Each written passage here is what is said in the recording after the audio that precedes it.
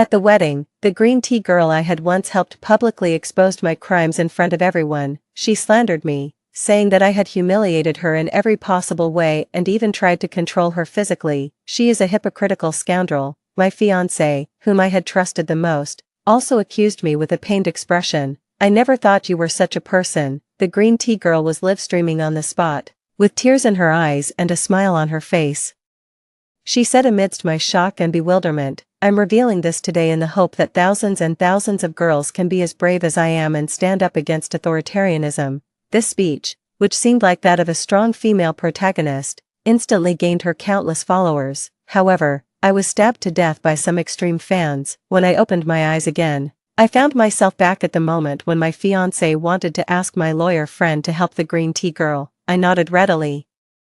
Sure, I must help. The stage is already set. If I don't step onto it, how can the play continue? 1. In my previous life, I died at the wedding that I thought would be the happiest moment of my life. When the MC invited the bridesmaids to send their blessings, Song Chuxia, who was one of the bridesmaids, directly projected the screen and made public the conversations I had with her. Moreover, she cut out the parts that were favorable to me and only showed the conversations that were disadvantageous to me. Xia Heng immediately branded me as a disgrace on the spot. I will definitely not marry such a person. Song Chuxia sobbed and questioned me. Pei Ku, you're jealous of the friendship between me and Xia Heng as classmates. You keep harassing me, carry out PUA on me, and even try to arrange people to control my movements. What goes around comes around.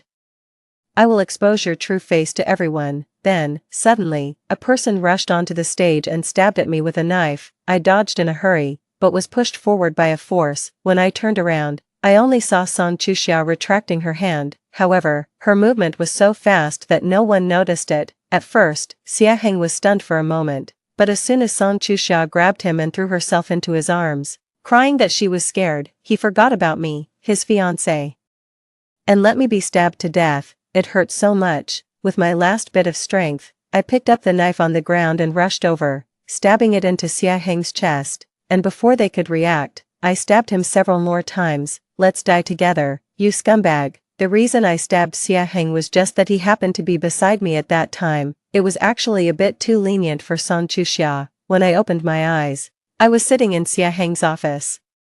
With Xia Heng and Song Chuxia sitting opposite me, I immediately realized that I had returned to the time when I first got involved in this doomed relationship in my previous life. At this moment, the two people opposite were trying to use my connections to help Song Chuxia's father solve a troublesome matter. Hearing that I readily agreed to help, Xia Heng was not surprised at all. After all, I had always put his needs first. Song Chuxia was a bit overjoyed. That's great, thank you, Kiki.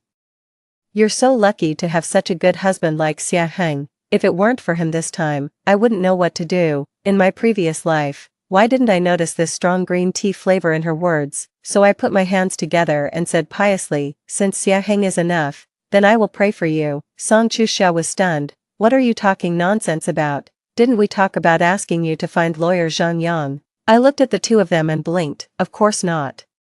Who do you think you are? Zhang Yang is a top lawyer in the country. The cases he takes on have never been lost. If we weren't college classmates, Xia Heng wouldn't have thought of asking me to jump the queue, because the cases in Zhang Yang's hands are already scheduled until next year. Song Chuxia stood up all of a sudden. Pei Ku, you're playing tricks on me. I looked at her disdainfully. Song Chuxia, in what capacity are you questioning me? You're just Xia Heng's high school classmate. Originally, out of consideration for him, I could have passed on a message for you. Now, forget it. Song Chuxia was furious. Without Xia Heng, who do you think you are? What right do you have to show off in front of me here? Do you believe that I'll go out and say that you're bullying me with your power? I rushed over and directly slapped her twice, one on each side of her face. I'm telling you, this is what it means to bully people with power. Song Chuxia was completely stunned. It was only after I finished slapping her that she reacted and pounced on me with a scream, trying to fight back. Xia Heng quickly reached out and grabbed her waist to stop her. Chuxia, calm down. There's still the matter of the lawyer. Song Chuxia stopped as if struck by lightning. She was filled with grief and indignation, but she couldn't do anything to me. In the end, ignoring Xia Heng's comfort, she covered her face and ran out. Xia Heng quickly followed her out. I sat on the sofa and waited, as steady as a mountain. When you're asking for help, You should have the attitude of someone asking for help. Moreover, having been reborn, I don't care about your face or dignity. The most important thing is that my mammary glands stay unblocked. Song Chusha's case is neither too difficult nor too easy. Her father trusted others too easily and attracted a lot of people to invest in the project. He even overestimated his ability and became a guarantor. As a result, when those people ran away with the money, as the guarantor, he was immediately burdened with tens of millions of yuan in debt. In my previous life, because of a word from Xia Heng, I found Zhang Yang. Out of consideration for me, Zhang Yang used all of his connections. In the end, not only did he find the scammer, but he also helped Song Chusha's father recover the investment money. I was involved in this case throughout the whole process, and I even paid the lawyer's fees. In my previous life, I never told them about this. They just thought that they had easily hired a top lawyer in the industry and casually solved this troublesome matter. I just didn't expect that my sincere efforts would raise these two heartless people. At that time, Zhang Yan told me a lot of precautions that required Song Chuxia and her father to cooperate with, including what to say and what not to do. I helped convey these requirements, but unexpectedly, they became the evidence for her to frame me. This time, I won't get involved in their matter anymore. I want to see how Song Chuxia can turn the tables on this, too. It took Xia Heng a long time to come back. He hesitated for a moment and then said, Kiki, Chuxia was just too anxious and said things without thinking. You've always been very kind-hearted. Please help her. She's really pitiful. Is she pitiful? Aren't those families who were deceived by the scammer and her father and lured into the partnership pitiful? Whenever it came to Song Chuxia, Xia Heng would unconditionally take her side. Why did I always think that this was just normal classmates' affection before? Could a high school classmate who graduated many years ago and who seemed to have barely said a few words to him make him give his heart and soul like this? I didn't dare to look up at Xia Heng, for fear that the hatred in my eyes would be noticed by him too early. After all, the company will go public in a month. With the shares I hold, I will soon become a multi-millionaire. I deliberately softened my tone and said with a hint of grievance, I was just too angry. I'm not the kind of person who would turn a blind eye to someone in need. Moreover, you know Zhang Yang's rules. I was just joking when I said I would pray for her. How could she say such things to me? It's too much. After hearing what I said, Xia Heng could only say reluctantly, she really shouldn't have said that. She was just too anxious. You can help make the connection first, and we'll see about other things later. I nodded readily. It's just about saying a few words. Who cares what I say? Just as I was about to leave, Xia Heng called me back again. Ms. Pei, wait a moment. I turned around in confusion. Mr. Xia, is there anything else? We had once agreed to conduct business affairs in the company in a formal manner, so when it came to company matters, we would directly address each other by our positions. Xia Heng motioned for me to sit down again, and then he took out an agreement to give up the original shares. I carefully read through the agreement. The company would buy back the original shares in my hands at 1.5 times the estimated listing price and also bear the cost of my purchase of the original shares, calculated. It could give me 5 million yuan. This was indeed a very generous condition. If I didn't know that the company's stock price would soar after going public and that the value of the shares in my hands would be far more than 5 million yuan, I might have agreed. It seemed that he wanted to kick me out of the company. I looked up. Mr. Xia, what is this? Xia Heng was very cautious. Ms. Pei, considering our relationship, I think it would be more appropriate for you not to hold the company's shares in the future. I remained silent. What kind of nonsense was this? Xia Heng licked his lips and continued. Ms. Pei, think about it. So many couples start a company together, but in the end, not only does the company go bankrupt, but the family also falls apart. I'm doing this for our future. I thought for a moment. Then there's no problem. I'll just keep the shares and not participate in the company's operation and management. I'll step back and stay behind the scenes. Once the company goes public, I'll sell the shares. You can do whatever you want. I won't work for you anymore. I guess Xia Heng didn't expect that I wouldn't take the bait even with such a good condition. Ms. Pei, you're the vice president of our company. I understand your feelings, but I still think you should prioritize the family. What's more, we're family.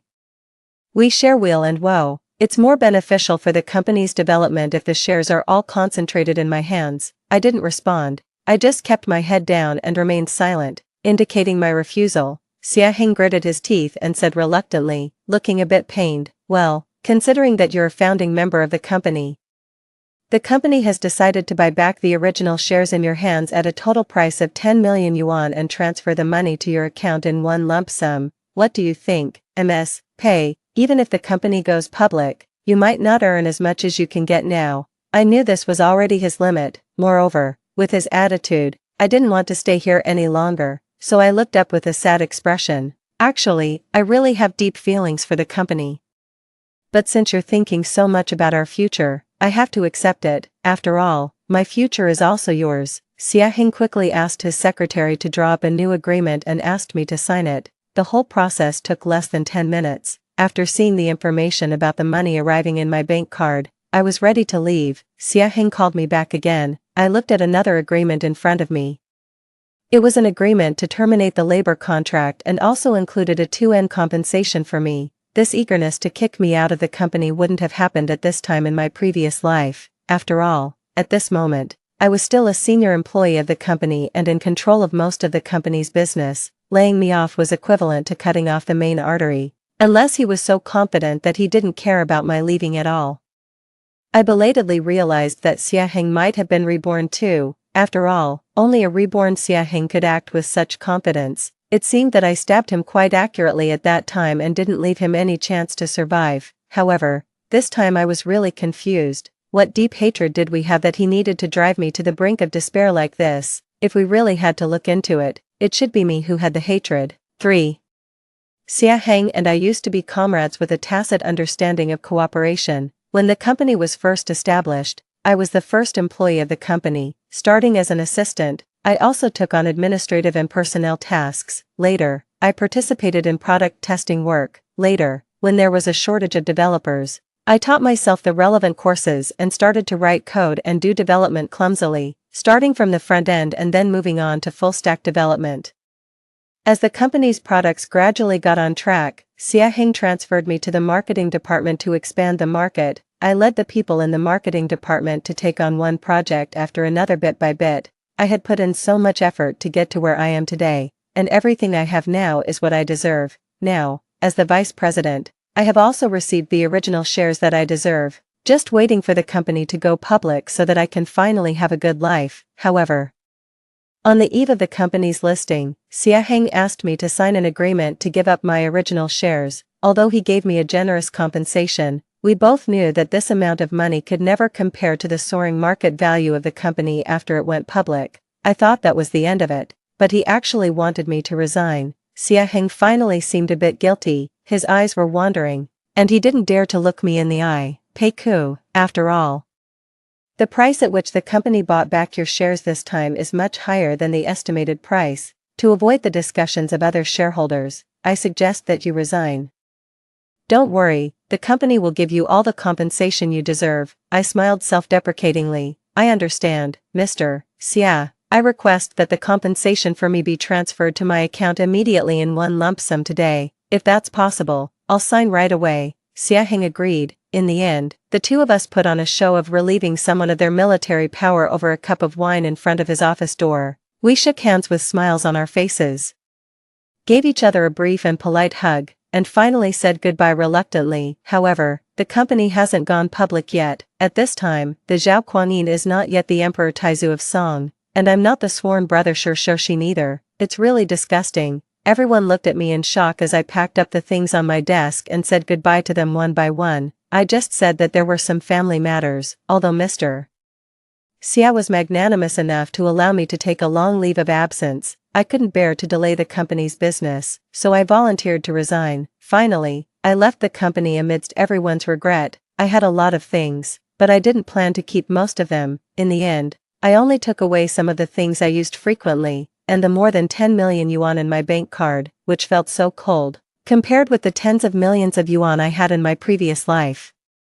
This was of course not enough. However, every minute and every second I spent with Xiaheng made me feel disgusted. Even if he hadn't done this today, I would have found a way to leave. I just didn't expect that he would take action first. I don't know when Xiaheng was reborn, but he didn't show any signs before, and now he suddenly wants to kick me out of the company. Could it be that he was just reborn? He was so eager. The only person I could think of was Song Chuxia. I also attended several of Xiaheng's high school classmates' gatherings. Xiaheng attended every year, and he even organized them out of his own pocket many times. I used to joke with him that after graduating for so many years, his feelings for his high school classmates were still so deep, and I wondered if there was a white moonlight among them. Sia Heng had a serious expression and told me not to say such things anymore. He said that no one could doubt his feelings for me. Among the few times I attended, Song Chuxia was always there. Song Chuxia originally came from a wealthy family, however, in recent years, her father had been deceived by some scammers who promised quick money and fell into their trap. Not only did her own family go bankrupt, but it also dragged down her relatives and friends, causing them to lose everything, and her father himself also carried a huge amount of debt. Song Chuxia was undoubtedly beautiful. Like a delicate flower on the verge of withering, sitting there with a slight frown, she evoked pity and affection. It wasn't until much later that I learned Song Chuxia came from a well-off family and had a cheerful personality. She treated Sia Heng, who came from a single-parent family at that time, equally and liked to include him in everything she did. This became a ray of light during Sia Heng's sensitive and vulnerable high school years. That's why, in his previous life, he could push me into the abyss together with Song Chuxia. The reason he pursued me was merely that I had worked with him for many years and was an excellent assistant, both in business and in life. What's more, after the company went public, I held a large amount of the company's equity, and he even made me the legal representative of the company. Marrying me was to maximize his interests. I was so stupid that I actually thought he had real feelings for me. After we got together, I obeyed him in everything and gave him my wholehearted devotion. When Sia Heng proposed helping Song Chuxia, I agreed without hesitation and even took the initiative to introduce my lawyer friend to assist her. Song Chuxia knew all this. I never expected that my kindness would be repaid with ingratitude. Just thinking about what I did in my previous life makes me want to slap myself. I was incredibly stupid. When I told Zhang Yang the news of my departure, he looked relieved. "You've finally come to your senses." My eyes welled up with tears. During the year I was with Sia Heng, I treated him like a god. After all, starting my career under such a leader, I grew rapidly. We had been through hardships together, and he even took the initiative to pursue me after achieving success. Although it was just a simple be with me, I was once naive and gave him my sincere love, taking meticulous care of him. I loved him so much, looking up to him.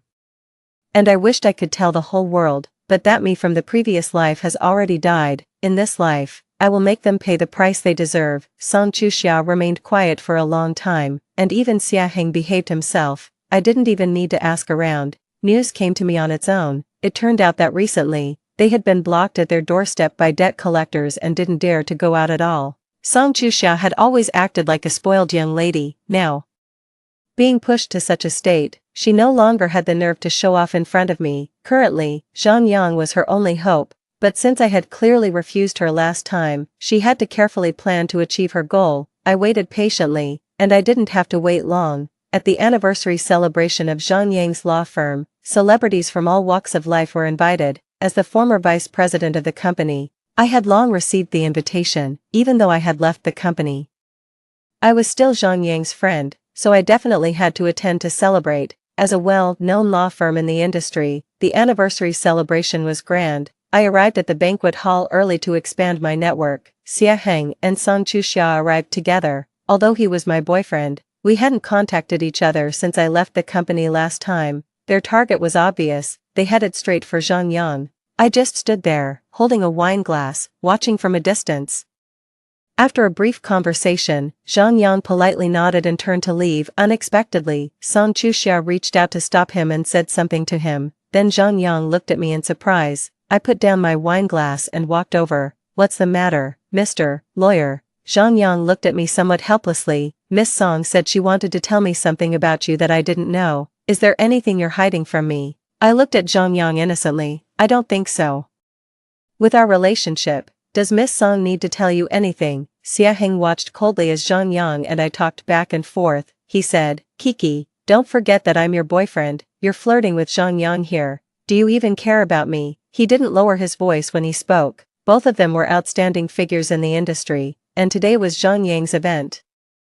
As the vice president of the company, I knew many people. All of a sudden, everyone's attention in the hall was drawn. I could even imagine the front page headlines tomorrow. "Sia Heng, if we don't contact each other for 3 days, it's considered a breakup." when you were busy running around for Miss Song, did you completely forget that we haven't contacted each other for almost a month? Do you want me to show you what you've been doing this month? I looked at Song Chuxia and smiled lightly. Miss Song, I'm also very curious to hear what secrets you, a stranger, want to reveal about me to my friend. Xia Heng took a step forward. Pei Ku, don't go too far. Why bring Chuxia into our affairs? You bullied Chuxia in my office and slapped her face swollen. Shouldn't you apologize? This accusation was even more explosive than the previous one, Xia Heng said, seemingly compassionately. Chuxia has been heartbroken these days. She's only here today to hear your apology.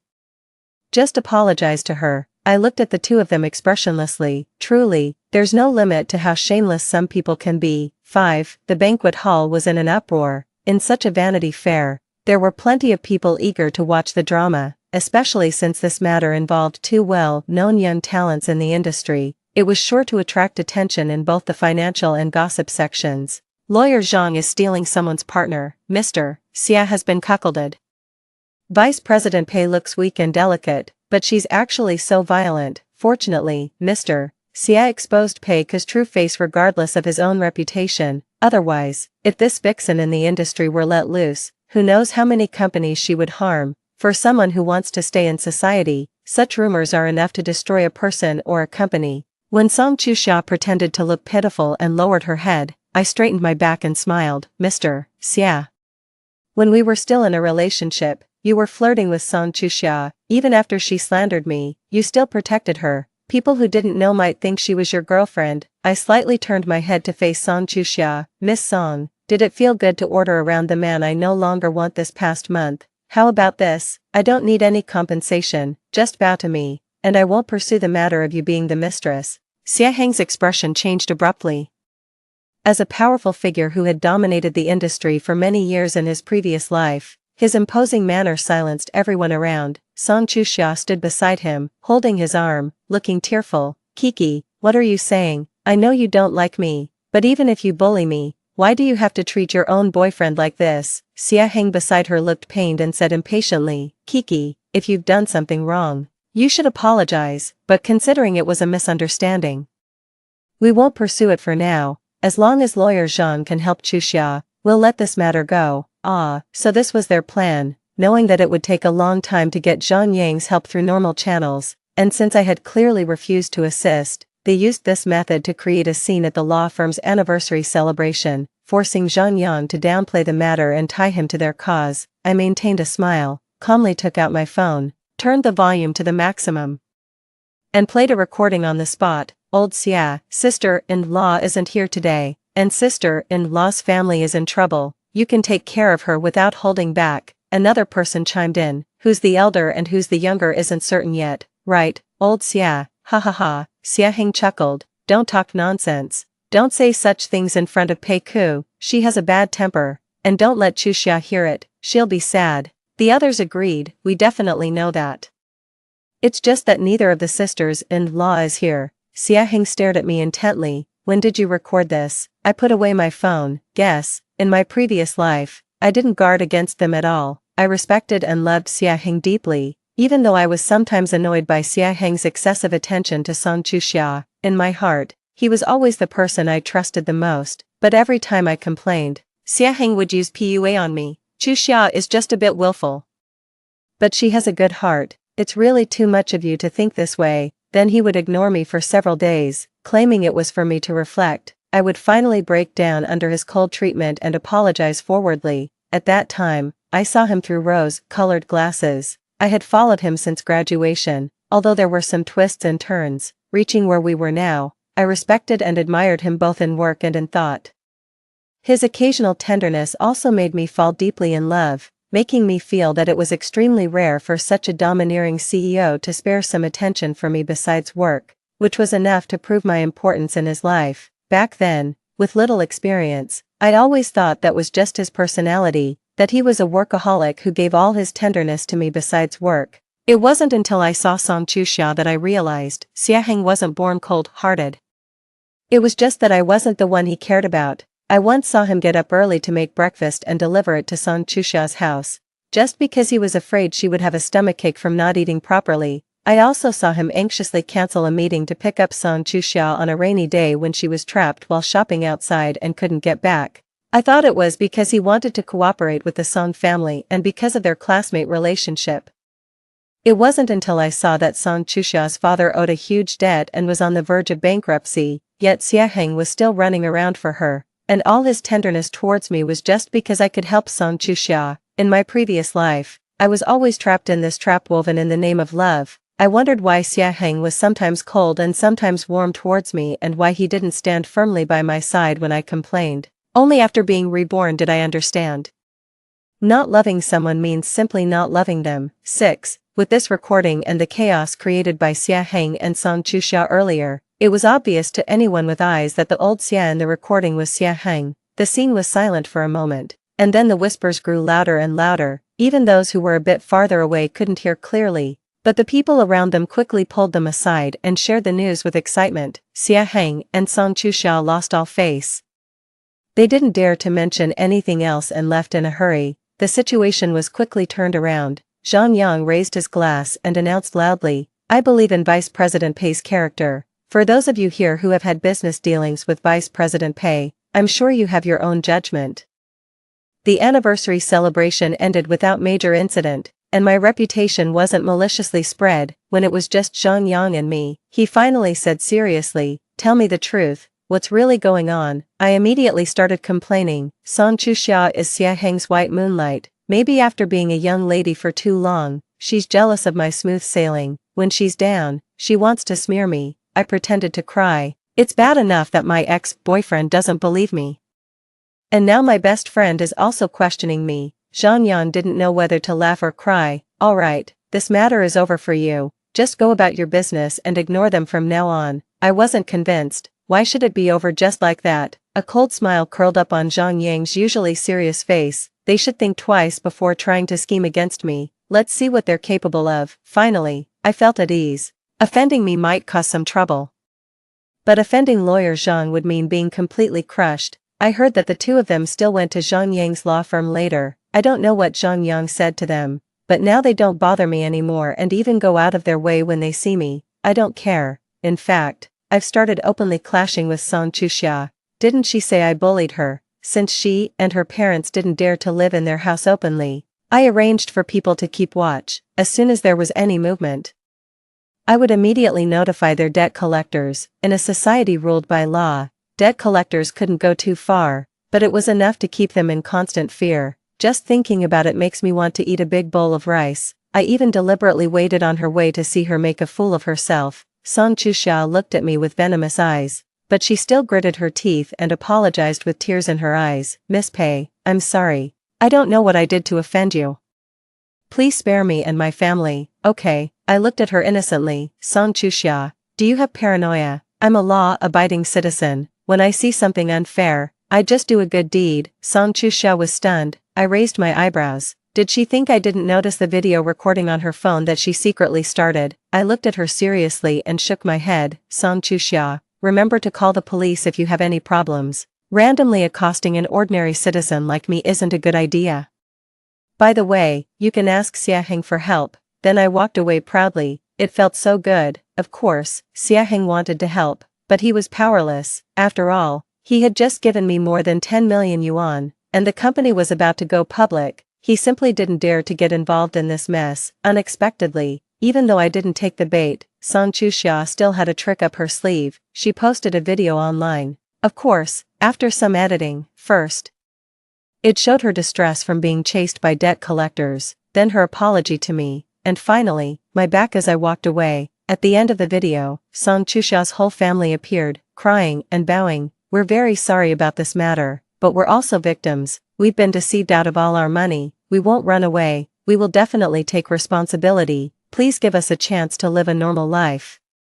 The vulnerable and crying beauty not only didn't let the setback defeat her but also showed courage in taking responsibility. Song Chuxia quickly gained a lot of attention. As for me, I was criticized by thousands of people. Netizens called me the vicious back and flooded my social media accounts with attacks. I didn't back down. The day after the public opinion fermented, I immediately released the complete, unedited video. Come on.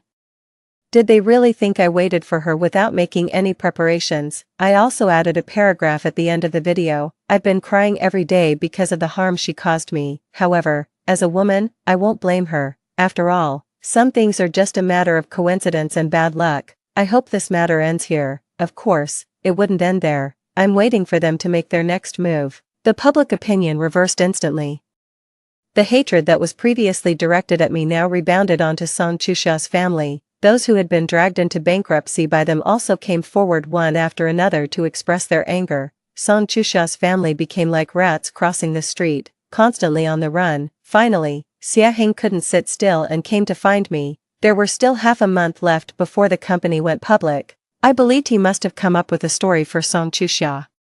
Otherwise she wouldn't have stayed out of the spotlight so far and avoided being linked to Xia Heng. Kiki, I didn't think things through before. I didn't consider your feelings and failed to protect you, but you blocked all my contact information, and didn't you agree to help Chusha in the first place? Kiki, I don't know why you've suddenly changed so much. Although he ended with what seemed like a question, he also put on a wronged expression. My anger instantly surged. As his employee, I worked hard and conscientiously. As his girlfriend, I took meticulous care of his daily life, always putting his feelings first. He said he didn't want too many disagreements between us at work, so I gradually delegated power from the core departments like marketing and R&D in my hands. He said Song Chusha had helped him a lot in high school, so I showed her my care and didn't mind her occasional little caprices. I just wanted to live a stable and happy life with him.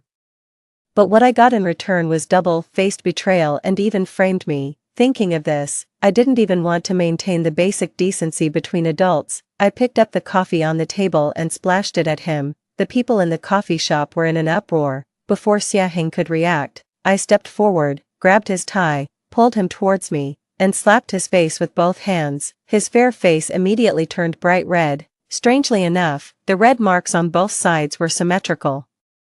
Almost looking festive, I looked at Xia Heng and said, "You've been having an affair with Song Chusha for a long time, right? Since you like her so much, why are you still with me? Could it be that she didn't fancy you, and you wanted to use me to work for you willingly? You're just as despicable as your selfish father." Xia Heng was originally so angry that he was about to lash out, but after hearing my last words, he could only stand there stiffly, unable to say a word. Xia Heng's father was good-looking and glib. When he was young, he abandoned Xia Heng and his mother and ran away with a rich woman. Xia Heng had always hated his father deeply. I pushed him hard back into his seat, then looked up at the people in the coffee shop and smiled. "Sorry, I'm just teaching this scumbag a lesson. I apologize for the disturbance. Put everyone's bills on this scumbag's tab, don't be shy."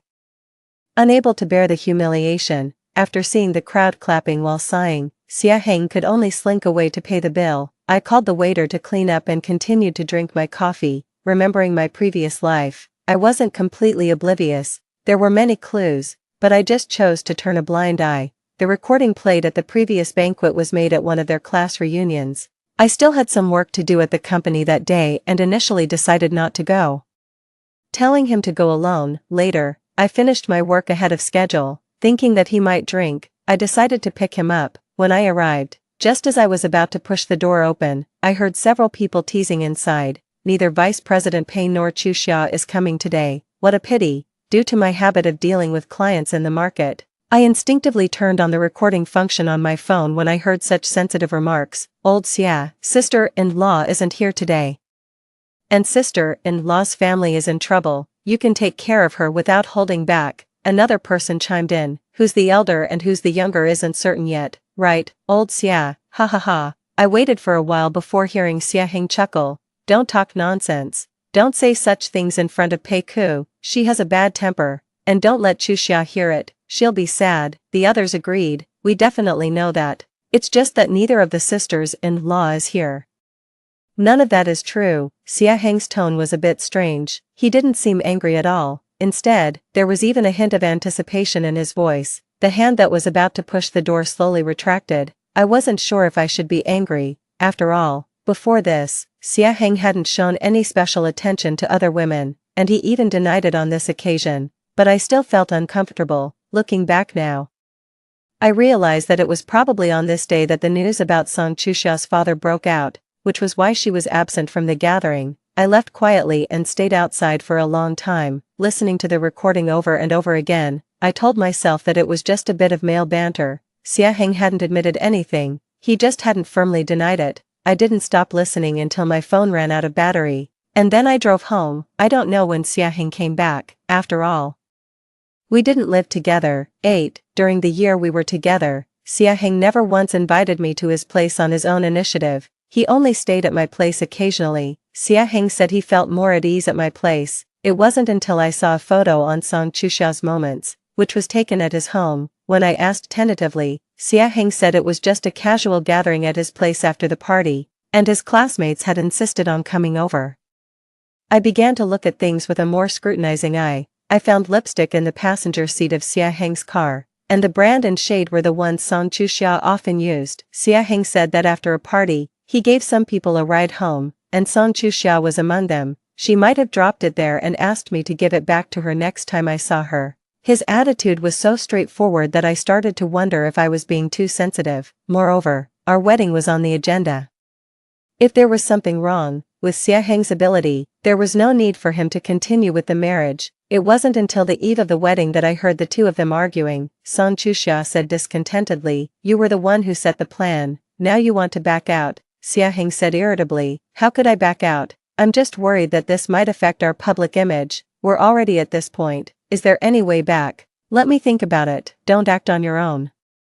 I was confused at the time and thought they were planning a surprise for me. Only now, looking back on these things, did I suddenly realize this was the truth. The baseless accusations against me, the sudden appearance of extreme fans, the hand that pushed me from behind, all these things pointed to the two of them not backing out. I wanted to laugh, but tears welled up first. When Zhang Yang arrived, I had just dried my tears. Seeing my slightly red eyes, he sneered, still attached. I just silently took out my phone and showed him the content. As he was reading, Zhang Yang gradually sat up straight. After he finished reading, he asked cautiously, "What do you want to do?" I said softly, "I want him to regret ever meeting me." 9. After I resigned, I immediately invested in multiple industries and companies that would have great development in the future. The celebration banquet for Xiaheng's company's upcoming listing was held in a hotel that I had invested in. I was talking to the manager to get an update on this situation when I unexpectedly ran into Song Chuxia, who was dressed in all her finery. Gone were the previous embarrassment and fear. Song Chuxia now showed no signs of her former distress. After all, Zhang Yang wasn't the only good lawyer in the industry, and this case wasn't too difficult. As long as one was willing to spend money and put in the effort, it could be easily resolved, not to mention with Xiaheng, who had been reborn. The reason he came to me before was probably because in the previous life, I was the one who solved the problem. He thought he could solve it easily this time and also smear me in the process. Peiku, do you think Xiaheng will still protect you? You bullied me for so long. Do you think I'm an easy target? I will return all the humiliation you gave me, and more. Song Chuxia bluffed a lot, but I just gave her a look as if she were crazy, then turned to the hotel manager and said, "Remember to screen guests in the future, don't let people like her in, or others might get bitten and need rabies shots." Then, in front of her fierce glare, I left with a group of people. When I got home, as expected, I saw Xiaheng waiting at the door. I miscalculated. I've been so busy with various things recently that I forgot to move. Xiaheng silently followed me into the house, and we sat on the sofa. No longer holding back, Xiaheng said with certainty, "You've been reborn too, right?" I wasn't surprised that he could figure this out. After all, since I got the money, I hadn't tried to hide my actions. With such a drastic change in my attitude towards them and my preemptive investment in many industries that would thrive later, it wasn't hard for him to make the connection. So what? You know my methods. Even when I was at my lowest, I didn't let you off easily. You'd better keep your good classmate in line and stop her from attacking me all the time. After hearing my admission, Xiaheng seemed to relax. "Kiki, I won't hold your previous actions against you, and you shouldn't interfere with what I'm going to do either." I looked at him warily. "What do you mean? I've already sorted out Chuxia's problem. I don't want you to target her anymore." I was confused. When did I target her? Today at the hotel. You not only insulted her but also stopped the preparations for this celebration banquet. Aren't you being a bit petty? It suddenly dawned on me. So that's what she told you. That was close. I thought he knew something more. Xiaheng looked at me helplessly. I know you're still bitter about what happened in the previous life, but we just weren't meant to be. I only have eyes for Chuxia. I've already compensated you with money for what happened before, stop making a fuss, there's no future for us. I looked at him in disgust. Since being reborn, I've been focused on my career, but since his rebirth, he's been obsessed with romance. I overestimated him. I stood up, opened the door, and motioned for him to leave, not even wanting to say another word. Xia Heng sighed and got up to leave. When he was outside the door, he turned back as if he wanted to say something. But I slammed the door in his face. I wasted my meal today, I feel like throwing up now. 10. There was still a week left before Xia Heng's company went public. Knowing that I was the major shareholder of the hotel, they changed to another one. The press releases were already in the works, and Song Chuxia was ready to ring the bell with Xia Heng. She even sent me a message. Do you regret not holding on to Xia Heng? Let me tell you, Xia Heng has liked me since high school. I didn't expect he'd still be so infatuated with me after all these years. You were just an accident. All of this will ultimately be mine. Come to think of it, I really should thank you for all the hard work you did for me before. In the previous life, I rang the bell with Xia Heng. I'm sure Song Chuxia was seething with jealousy. Now, all of this was hers. The highlight of her life was about to come, and she was extremely proud. I didn't reply to any of her messages. Instead, I posted these messages online with the title "The founder of a listed company cheats and kicks out his partner." I also submitted all the evidence I had to the China Securities Regulatory Commission. Xia Heng's company's IPO process was suspended 2 days before the scheduled listing. He was taken away for investigation. The company's finance director was someone I had promoted. When I left, I didn't plan to do anything at first. After all, in the previous life, the company went public smoothly, and everyone made a fortune. Since I was the legal representative of the company, the finance director didn't want to mess with me. In this life, since I left early and the company's listing had nothing to do with me, the finance director, anticipating that he would also be kicked out, quickly made a copy of the relevant documents and sent them to me. That's when I realized why Xia Heng made me the legal representative in the previous life and why he was so eager to push for the IPO when the products weren't fully developed. His real goal was to raise money fraudulently. The so-called industry-leading product performance indicators and impressive financial statements were all inflated, and I, as the legal representative, was set up to take the fall. Remembering what he said to Song Chuxia on the eve of the wedding, I won't back out. My hatred burned even stronger. Xia Heng topped several trending topics, both in the financial and entertainment sections. In an interview with reporters, I said firmly, Song Chuxia meddled in my relationship with Xia Heng. As a woman, I originally didn't want to make things difficult for her, but she kept pressing me, constantly smearing me. She used misleading video edits to confuse the public and privately humiliated and slandered me. I couldn't take it anymore, so I decided to speak out. Regarding the issues with Xia Heng's company, after obtaining the evidence, I simply did what a responsible citizen should do. I hope everyone will focus more on the legality and compliance of this matter rather than on me personally. Thank you all. After that, I left with Zhang Yang's escort. I won't interfere in Xia Heng's affairs anymore. I'll leave everything to the law. He will receive a fair trial, and I will have an even brighter future. When I came out of the elevator, Song Chuxia suddenly rushed out and was about to stab me with a knife. I turned around, and the bodyguard behind me immediately stepped forward and kicked her flying. I quickly called the police. While waiting, I looked at the person who seemed crazy and said, "Do I look like such a stupid person?" I was indeed stupid in my previous life, but now I'm Nyo Kalu Peiku. Since Xia Heng was arrested and Song Chuxia went missing, I've been on guard against her. Xia Heng wasn't surprised at all when I readily agreed to help him. After all, I've always put his needs first. And this, it seemed that Song Chuxia had also been reborn. Great, this would make the revenge even more satisfying. I looked down at her and said, "You forgot that even when I died in the previous life, you didn't have a good life either." She was so angry that her whole body trembled, and she pushed me away forcefully with her hand. She still had the knife in her hand, and I didn't ask the bodyguard to take it away. Song Chuxia was taken away by the arriving police, and I was also taken to the ambulance. She was charged with attempted murder. Lying in the hospital bed, I listened to Zhang Yang sitting beside me scolding, "Look at you, who am I? Once she rushed out and tried to hurt you. She couldn't escape legal punishment. Why did you do something unnecessary?" While eating the fruit, I directed Zhang Yang to continue peeling the apple and said, "I know. I know, I just wanted to make sure everything was foolproof. If San Chuxia had just rushed out and didn't cause me any harm, she might have been released after being detained for 2 days, but stabbing me, and with the surveillance footage showing that she stabbed me on purpose, that's a completely different matter. Hearing my perfunctory words, Zhang Yan could only give up. When I was discharged from the hospital, I received a request from Xiaheng to meet me, and I went.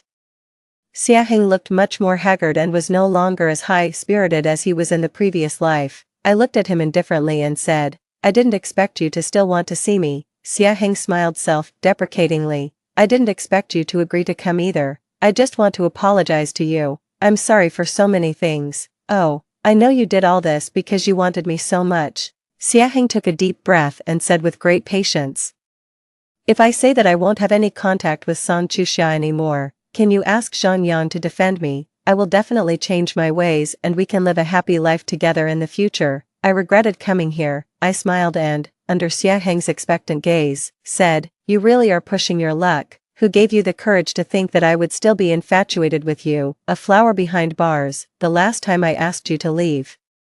"It was because I was afraid that I would vomit if I said one more word. Now I realize that I was wrong. Why should I make myself feel sick just to make you feel good? I'll tell you one last time clearly. Do you think you're worthy of being with me?" I stood up and was about to leave, then quickly added, "It's really hard for you to contact San Chuxia now. After all, she's also in prison. As for where exactly, I don't know." I didn't bother to look at Xiaheng's devastated expression or care about his reaction upon hearing about San Chuxia. These despicable people will surely be punished by the law, and I will also have a brighter future. Story 2. In my past life, I despised him immensely, yet unexpectedly, it was he who claimed my body and avenged me in the end. Upon my rebirth, with tears brimming in my eyes, I extended my arms toward him. "Husband, hold me." His eyes burning red, he grasped my chin tightly. "Say that again, and I'll give you my life." Obediently, I called out again, "Husband." In the next instant, he grabbed a fruit knife from the table and plunged it into his heart. I sat dazed in the hospital, completely stunned. I could never have dreamed that on the first day of my rebirth, my golden thigh would stab himself and end up in the emergency room. The rapid tapping of high heels echoed down the hallway. Before I could even look up, a harsh slap landed on my face. The crisp sound resonated unusually clearly through the empty corridor. The sudden slap turned my head to the side, numbing half of my face instantly. "Ching ching. If anything happens to Lian this time, you'll join him in death." I opened my mouth, the movement pulling at my cheek, causing me to gasp in pain. The woman before me glared fiercely, her high heels clicking as she stood firm in front of the emergency room, touching my swollen cheek. I thought of the emaciated figure from my past life tormented by illness and slightly curled my lips. Such strength indicated she was still in good health. Late at night, the red light outside the emergency room finally went off, and the doctor, supported by others, walked out. The surgery was successful. The knife merely grazed the heart without piercing it. "He should wake by tomorrow morning if all goes well tonight." The pale-faced man, eyes tightly shut, was wheeled past me to the intensive care unit. Finally having a moment, Mrs. Fu glanced at me and remarked, "Don't you hurry home and change out of those clothes. They're bad luck." I was still in my home sleepwear, and after several hours, the blood that had splashed on it had dried, leaving dark red stains. As the night grew colder, I shivered and said, "I'll just find something to wear in a bit." "Mom, you should go home to rest." "I'll stay here tonight, Mrs. Fu seemed surprised when I called her mom, raising an eyebrow. "Really, it rolls off your tongue quite easily, letting you stay here tonight. Can Lian even see tomorrow's sun?" Considering my past foolish actions, I indeed had no credibility with Mrs. Fu. Following her suggestion, I changed my clothes and hurried back to the hospital. Mrs. Fu said little upon my return, lying down on the bed provided for family members. I climbed onto another bed, resting my head against the headboard and closing my eyes. My dreams were chaotic, a closed door one moment, a raging fire the next, ending with the image of the man covered in blood, his eyes serene yet wild. Startled awake, I took a deep breath to calm my racing heart. After a few breaths, I gently got off the bed and sat on a chair outside the intensive care unit, staring blankly, too, as the first rays of sunlight filtered through the glass. Fu Lian was moved from the intensive care unit to a regular ward. I washed my face in the restroom, and by the time I returned, Fu Lian was awake, listening to Mrs. Fu prattle on about something. Hearing my approach, his obsidian-like eyes turned to meet mine, filled with an indecipherable emotion. "Ian," I said, quickly walking over to sit by the bed, in front of Mrs. Fu. "I find it really hard to call you husband." Fu Larian's eyes were fixed on me, and he hummed lightly in response. Afterwards, an eerie silence fell over the hospital room. "Mom," he began, his voice hoarse, "you should go back first." His mother glared at him reproachfully and stormed out with the words, "Just wait for her to be the death of you." Once she left, it was just Fu Larian and me, lost for words. I fiddled with my sleeve and noticed his lips were chapped. I tried to start a conversation. "Husband, are you thirsty? Would you like some water?" I stood up, poured a cup of warm water, and took a cotton swab. Carefully dabbing his lips with the water, as I applied the water, I rambled, "The doctor said you can't drink water yet, just bear with it a little longer. When you can, I'll help you drink." Fu Larian's gaze stayed on my lips, suddenly asking, "Why did you call emergency services?" He suddenly opened his mouth, almost causing the cotton swab to poke him, startling me. "What?" His tone was mild. "Haven't you always wanted me dead? This time you had your chance." If it weren't for the fact that he was injured, I would have smacked him on the head. "What does he mean, wanting him dead? I'm not a psychopath. Why would I want him dead?" Though I did say that once. It was when he had me locked up and I was speaking out of frustration, and now he's bringing up old grievances. I didn't. He didn't ask further, slightly turned his head away from my hand, and closed his eyes. "Husband." I put down the cotton swab and glass, sat beside the bed. "I know I've been too much in the past, but I swear I won't be anymore. If I ever treat you like that again, may lightning strike me dead." Before I could finish, a large hand covered my mouth, stopping my words. His movement seemed to strain his wound, his eyebrows furrowing slightly. "I've told you, my life is yours to command." I pulled his hand away, earnestly saying, "I really won't do it again." During the night, I stayed by Fu Larian's bedside, as the anesthesia wore off. The pain from his wounds covered his forehead with dense sweat. I prepared a basin of water and gently wiped the sweat from his forehead with a damp towel, smoothing his furrowed brows as he slept. I stood up to dispose of the water when suddenly my hand was grasped. Ching-ching. Fu Larian clutched my hand tightly, his voice full of pain. I sat back down, gripping his hand in return. His palm was broad and rough, completely enveloping mine, holding on so tightly that my fingertips turned white. "Loving me must be painful, huh?" I chuckled self-deprecatingly, utterly foolish, unable to see people clearly, always causing trouble. I wonder what he really likes about me. Do I like him? Maybe I do. After all, there's no one else in this world who would lay down their life for me. But, love, it's hard to call it love. I'll treat him well, maybe even willing to give my life for him, but I know it's not love. It's just compensation. I pressed his hand against my face, looking at his features in the play of light and shadow, and whispered softly, "Ian, I will try my best to love you," he said, his eyelashes quivering slightly in the night. It must be said, Fu Larian's recovery ability was remarkably strong. Despite a stab wound that was nearly fatal, he was mostly healed in just half a month. Those 2 weeks passed peacefully. I brought a few sets of clothes from home and stayed at the hospital to take care of Fu Larian. Although I say take care, I wasn't much help really. It was a private hospital, and the doctors and nurses did everything that needed to be done. All I could do was bring water, deliver meals, and keep him company. Fu's mother came to visit a few times, but each time, her cold-faced son sent her away. I figured if this kept up, I might be able to get out for a bit of fresh air soon. Back at home, I sat on the sofa and let out a long sigh of relief, although the hospital beds were soft. Nothing beat the comfort of home. Buzz, buzz, the phone on the table vibrated twice, and Fu Larian and I both looked over. I felt him tense up momentarily, so I leaned over to kiss his chin and, right in front of him, unlocked the phone. The glaring message on the screen nearly gave me a heart attack. Lin, ching-ching. It's been so long since we last met. I miss you. Let's meet. The breathing of the person next to me hitched, followed by his chest heaving twice. Shoot, I forgot to block him. I quickly and decisively dragged the contact into the blacklist, flipped the phone over, and turned to kiss him. Fu Larian slightly turned his head, and the kiss meant for his lips landed on his cheek instead. "Why not agree to it?" he asked, his tone light but his fists clenched tightly at his side. Clearly, he didn't want me to go, yet he acted as if it didn't matter to him. If I really went, I probably wouldn't be able to leave the bedroom for a month. How awkward, I sighed. Prying open his clenched hand, Fresh pinch marks were clearly visible on his open palm. Seeing the deep imprints, I felt irrationally angry. Why are you pinching yourself? I poked at his palm. His hand closed, enveloping mine completely. He looked down, his eyes hiding his emotions, and murmured, "It won't happen again. People say man proposes, God disposes." And it turned out I hadn't expected Lin Lin to actually dare to show up at my doorstep, after having breakfast with Fu Lian.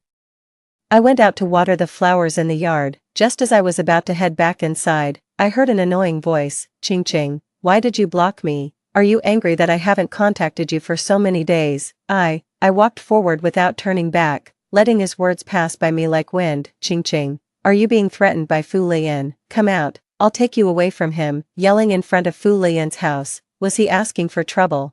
If he wanted to die, he shouldn't drag me into it. I turned around emotionlessly and looked at him. "Sir, if it's not too much trouble, could you please leave my doorstep? My husband and I are very happy together, so you don't need to worry." Ching Ching, tired of listening to him, I quickly stepped inside. As I opened the door, I froze. The floor inside was covered with broken ceramics, and Fu Lian stood in the center, his hands bloody, his eyes bloodshot. The butler, Uncle Li, immediately came to my side as I entered. "Madam, call the doctor." I dropped the command and stepped over the broken ceramics towards Fu Lian. The man who had been raging just moments ago rushed over as my foot almost touched a shard and scooped me up, leaving a trail of blood behind him. Half an hour later, Fu Lian leaned on the sofa, his eyes half closed as the doctor treated the wounds on his feet. The doctor carefully extracted tiny porcelain shards from the flesh using tweezers, each piece pulling down droplets of blood that fell to the floor. The person on the sofa wore a blank expression, not even moving an eyebrow, as if the bloodied feet weren't his. After treating the foot injuries, the doctor turned to clean the less severe wounds on the hands. After a while, the doctor stood up and advised, "Be careful with your hands and feet in the next few days, try not to exert any force." Uncle Li led the doctor out, leaving only Fu Lian and me alone in the vast living room. The man looked up at me, a hint of red in the corner of his eyes. His voice hoarse. "Ching Ching, stay away from him." I sighed, sat beside him, and poked his unharmed forearm, feeling a bit gloomy. "Fu Lian, do you trust me?" Fu Lian seemed not to hear what I was saying, just staring intently at me as if I might vanish into thin air, stubbornly repeating his words. "Ching Ching, stay away from him, he will harm you." I leaned my forehead against his, gently rubbing it, and promised, "I won't meet him again." "Okay, I won't meet him again. But I will still seek the vengeance I am owed. Whatever debts he owes me from past and present lives, I intend to recover them, with interest." It was strange that Fu Lian, despite his anger that day, didn't confine me or anything. With old wounds unhealed and new ones added, his complexion was much worse. The housekeeper felt sorry for him and made nourishing soups every day, but while he didn't improve much, I ended up getting plumper, after overeating soup and hardly touching dinner. I woke up in the middle of the night starving. After tossing and turning in bed, I finally got up to find something to eat in the kitchen. Opening my door, I faintly heard voices. Tiptoeing to Fu Lian's door, I saw it was slightly ajar, and voices filtered through the gap. Great. Checking my phone, it was 1 in the morning, and here he was staying up late despite being ill. I waited outside his door, ready to confront him once he finished his call. Half an hour later, groggy and sleepy, the room finally fell silent. I slapped my face to wake up, stood, and burst through the door. The room was dark, lit only by moonlight streaming through the uncurtained window, casting a faint glow. The figure stood by the window, bathed in soft moonlight, his silhouette hazy. Such a beautiful scene it was, but how could you, with feet full of wounds, stand on the ground? My anger surged instantly. With a snap, I turned on the light, flooding the room with brightness. Then, I got even angrier. Blood-stained bandages were carelessly thrown on the table, and the man, wearing a coat, stood barefoot on the cold floor. Seeing me enter, a rare look of surprise crossed his face. "Fu Lian, do you not care about your feet anymore?" I yelled at him, running over to drag him back to bed. Puffing my cheeks, I stood by the bed glaring at him furiously. The person on the bed reached out with slender fingers, carefully hooking my hand hanging by my side. "Ching Ching, don't be angry." A strange feeling intensified inside me. Who is Fu Lian? Domineering, crazy, with extreme possessiveness and controlling desires, often forcing confinement in a dark room. Even now, Fu Lian was undeniably mad, but when it comes to himself, he is ruthlessly harsh. never going easy on himself when it comes to self-inflicted harm. Towards me, however, he's incredibly humble. 8. I gently took his hand and knelt in front of him, my voice softening uncontrollably. Honey, please take care of yourself. It hurts me to see you like this. Fu Larian just looked down at our clasped hands, silent. I wasn't going to give up without a response. So I shook his hand coquettishly and pleaded, please. After a while, just when I thought he was going to remain silent again, Fu Larian quietly hummed an affirmation. Hearing his response, I instantly beamed with joy. I stood up, fetched the first aid kit, and came back. Fu Larian sat obediently by the bed like a good child, letting me dress his wounds as I directed. It turned out that bandaging should really be left to the professionals. After much fussing, I ended up wrapping Fu Larian like a mummy. Looking at his hand wrapped up like a bun, I awkwardly smiled. Just bear with it for one night, and we'll have the doctor rewrap it tomorrow. Fu Larian seemed quite satisfied with his freshly minted appearance, examining his bandaged limbs before commenting, pretty good, since the victim himself said so. I didn't argue. I put the first aid kit back in its place and prepared to head to my room to rest. Just as I was about to leave, I caught a glimpse of Fu Larian still sitting by the bed. On impulse, I walked back to him. How about I stay in your room tonight to make sure you don't do anything reckless? Fu Larian suddenly looked at me, something flickering in his eyes. He clearly wanted me to stay, yet he said, don't force yourself. I won't do anything even if you're not here. At that moment, Fu Larian was like a child who desperately wants a candy but insists he doesn't. Maybe these days. My courage had been bolstered by Fu Larian, and I playfully decided to go along with his words, nodding. Oh, in that case, I'll leave. With that, I turned and headed towards the door. Fu Larian watched me leave without turning back, his eyes dimming instantly, a self-mocking smile playing on his lips. Seeing Fu Larian like this, my heart unexpectedly clenched. I reached the barely closed door, shut it, and winked at him under his puzzled gaze. All right, get ready to sleep. I'll stay and keep you company. I initially intended to make do with the sofa in the room for the night, but Fu Larian, after getting into bed, consciously made space for me and looked puzzled when I hesitated to join him. All right, my words might have carried some ambiguity. 9. We were husband and wife after all. Sharing a bed wasn't strange, especially since a sofa is nowhere near as comfortable as a bed. With that thought, I didn't hesitate and climbed into bed, turning off the light to sleep. It was the middle of the night, and after all that fuss, I was quickly enveloped by drowsiness. Within minutes of lying down, my consciousness blurred. In a haze, I felt the person beside me turn over, and a strong, lean arm wrapped around my waist, pulling me closer to him. After that, I lost consciousness. The next day, I woke up gasping for air, convinced I would have suffocated if I had woken just 2 seconds later. I struggled to lift my head from Fu Larian's chest, taking a few deep breaths of fresh air before I felt better. Despite the commotion, Fu Larian didn't wake up. His arm was still around my waist, preventing me from getting up, and the earlier fuss had chased away any sleepiness. I lay there in his arms, staring blankly, until something caught my eye and I fixed my gaze on it. Streams of light filtered through the gaps in the curtains, casting luminous marks on his face that added a touch of sanctity. His eyes were closed, his expression relaxed, a state I had never seen him in before. It seemed as though this was the first time we shared a bed. Initially, when the Lin family's financial chain broke, I was sold to Fu Lian by my parents to secure funds. It was repulsive to even share a meal with him at the same table, let alone sleep in the same bed. I withdrew my hand and poked Fu Lian's cheek. Surprisingly, it felt good, so I couldn't resist poking him a couple more times. His long eyelashes fluttered like butterfly wings, prompting me to stop immediately. Even my breathing lightened. Seeing he didn't wake, I reached out again, this time toying with his eyelashes. As I fiddled, I marveled at how long his eyelashes were. Eventually, the person beside me woke up, his eyes still slightly foggy as he rubbed his forehead against mine before burying his face into my neck. When he looked up again, his gaze had cleared. After breakfast, I had the doctor come over to redress Fu Lian's wounds. This time, I squatted nearby and watched carefully, trying to learn the doctor's technique. While watching, I blurted out, "Should I buy you a wheelchair so you don't have to walk?" Fu Lian, lifting his foot for the doctor to wrap, dismissed my suggestion without even looking up. Given his condition, going to the office was out of the question. But such a large company couldn't just be neglected every day. After the doctor left, Fu Lian went to the study to handle work. Halfway through, I went up to bring him water and saw his hand holding the pen slightly bleeding through the bandage. My mouth worked faster than my brain, blurting out,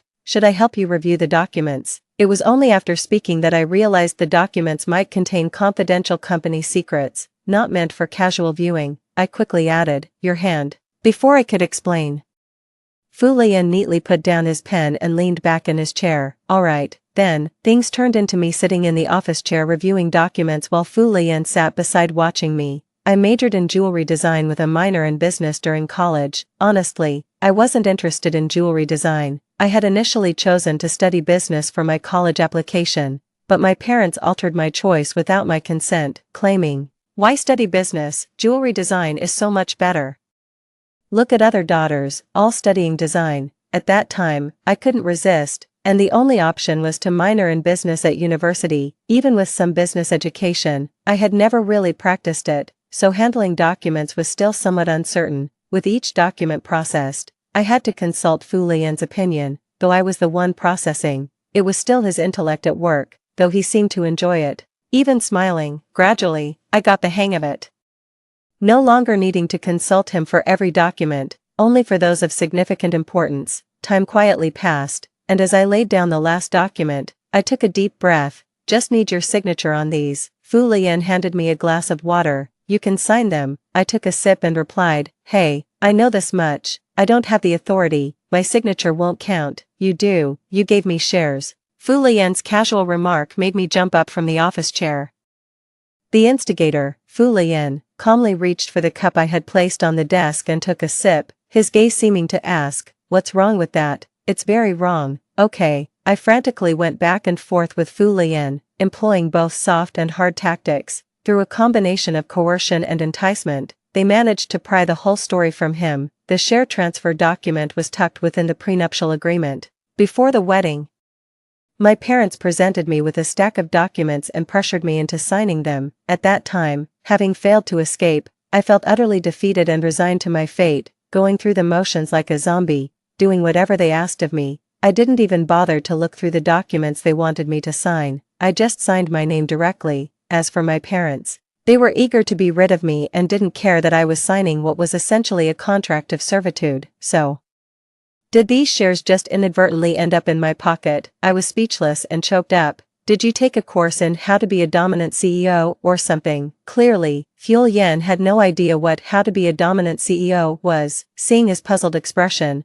I took the time to explain it to him properly. After my explanation, Fu Lian seemed even more confused. "This is supposed to be marital shared property." "Alright. I give up. This person is so naive."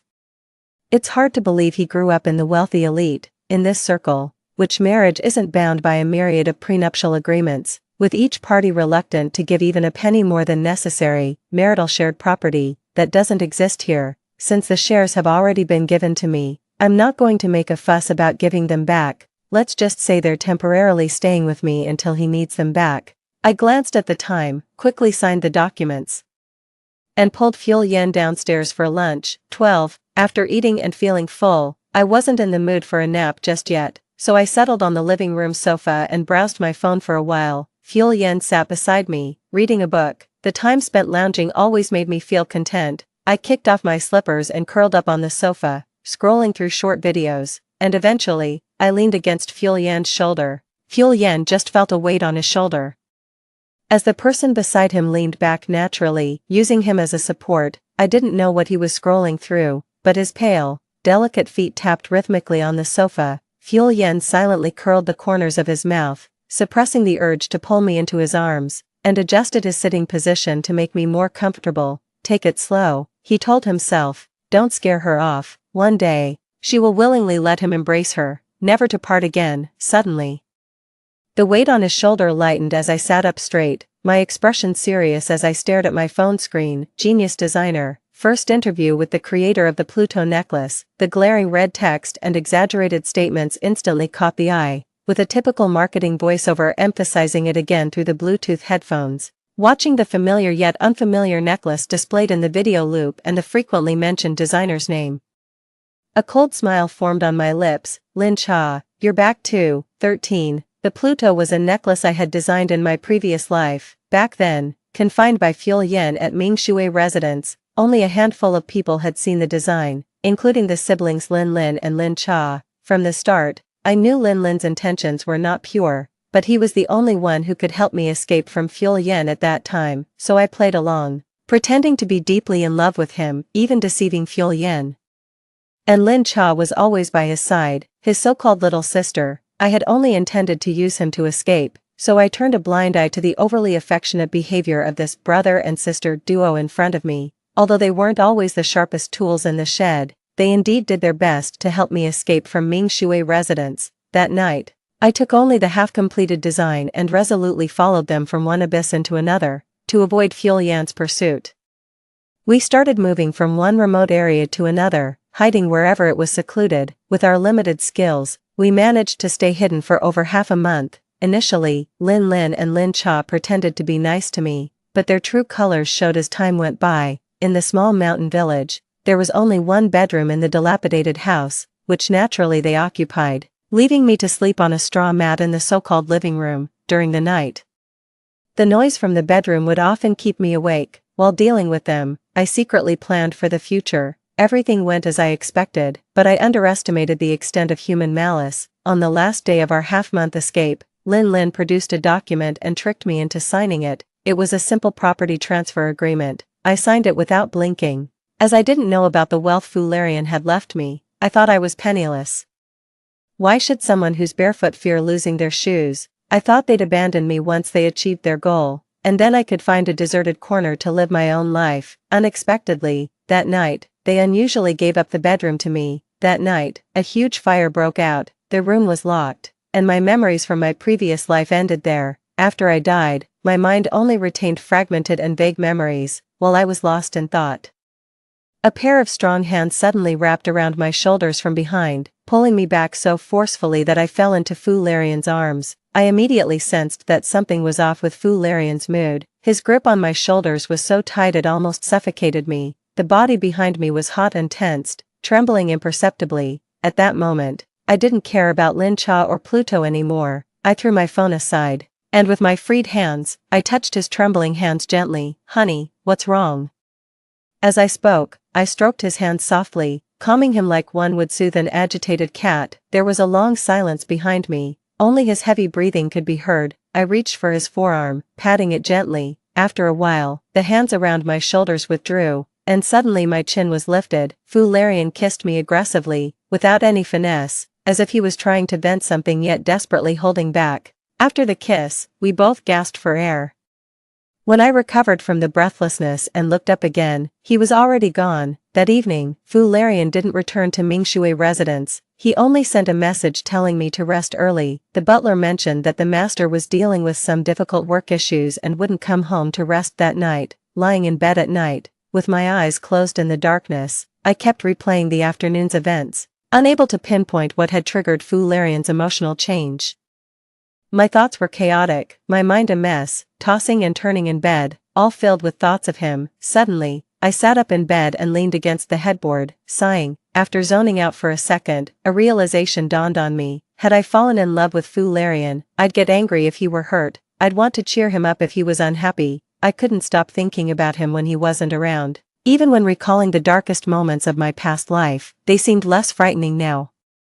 I twirled my fingers, then let go, a slight smile appearing on my lips. To love is no big deal. If heaven has given me a second chance, do I really have to keep suppressing myself? Wait, reborn. A spark of realization flashed through my mind. As if the fog was lifting, I was reborn, and so was Lin Cha. Then why couldn't Fu Larian be reborn too? That would explain everything. In this life, his restrained and humble love, and his unusual emotional fluctuations after seeing Pluto.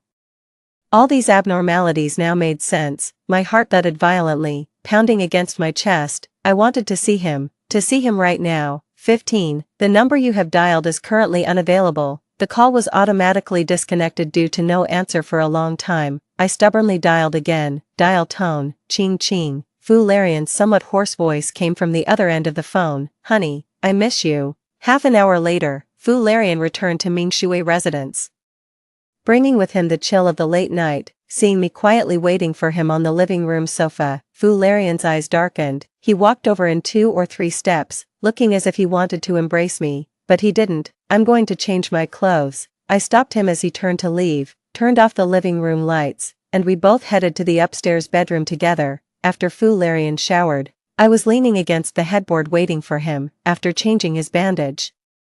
I lay on the bed and snuggled into his arms, my hand resting on his waist. I could clearly feel his body stiffen for a moment, but he then took the initiative to wrap his arm around my shoulders. What's wrong? His large hand stroked my head, comforting me like a child who had been bullied. Clearly, my unusual behavior made him think I had been wronged. I tightened my grip around his waist and buried my face in his chest. Honey, I won't follow Lin Lin and Lin Cha anymore. Fu Larian's breathing paused for a few seconds, then he lifted me from his embrace, his eyes red, his voice trembling. What did you say? I leaned in to kiss the red corner of his eye, and looked into his eyes firmly. Honey, I won't make the mistakes of my last life. This life, I will love you properly. After a passionate encounter, I lay in Fu Larian's arms, too tired to even keep my eyes open. Yet I managed to keep them open long enough to admonish him. You must not do anything illegal. I will reclaim what Lin Lin and Lin Cha owe me. Okay, I leaned in and muttered, of course, you'll have to help me if I can't handle it. He chuckled softly and continued to respond. Okay, satisfied with his answer, I fell into a deep sleep. 16. The next morning at breakfast, I sat opposite Fu Larian, observing him. Why did it feel like after last night, Fu Larian's entire demeanor had changed? Perhaps my gaze was too direct. Fu Larian looked up and gave me an inquiring look. Cough, cough. I averted my gaze, suddenly remembering something, and spoke. By the way, how's Mom? We make her go for a medical checkup every year. That's good. After breakfast, I processed Fu Larian's work with unprecedented speed before diving into the study, not emerging until dinner. During this time, Fu Larian didn't ask what I was doing, just brought me water and snacks several times and joined me for a simple lunch in the study. For the next few days, I buried myself in the study, working hard until I finished what I wanted to do. As for what I was doing, after sorting out the emotional issues between my dear husband and me, it was time to deal with the Lin siblings. Honey, I ran to Fu Larian with a stack of papers, my eyes sparkling. Can you do me a favor? 3 days later, the Fu Corporation's jewelry design subsidiary unexpectedly launched a new seasonal design collection without any prior notice. This new item caused a huge stir online, primarily because the newly released necklace not only shared the name Pluto with a design that had recently gone viral online but also bore an extremely similar style. The jewelry company was instantly embroiled in a plagiarism scandal, with a barrage of negative comments online. Lin Cha, another key figure in the incident, posted a private message on social media on the night of the new release, directly accusing the company of copying her personal work. As the controversy continued to ferment, the jewelry company remained silent. Just when the situation seemed to be escalating, the company suddenly announced that a press conference would be held at 9 a.m. the next day, where the designer of the new product would address everyone's questions. Relax. Backstage, I poked Fu Larian's tightly pursed lips. I can handle this. As a staff member reminded me it was time to go on stage, I winked at Fu Larian and smiled. Wait for my victorious return.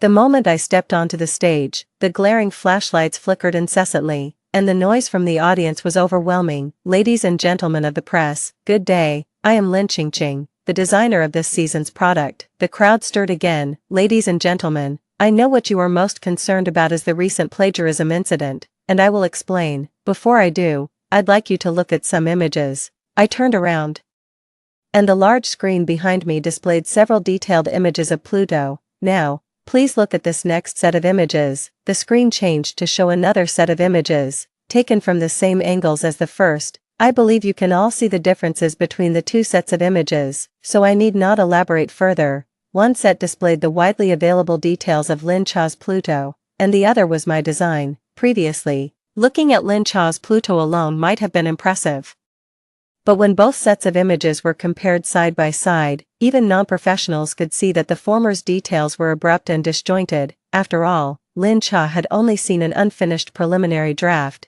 It goes without saying who originated the design and who plagiarized. Amid the silence, a voice suddenly asked, "How can you prove you're the original creator if you just modified her design?" I smiled slightly. I will publicly release my design drafts later, and I also hope Ms.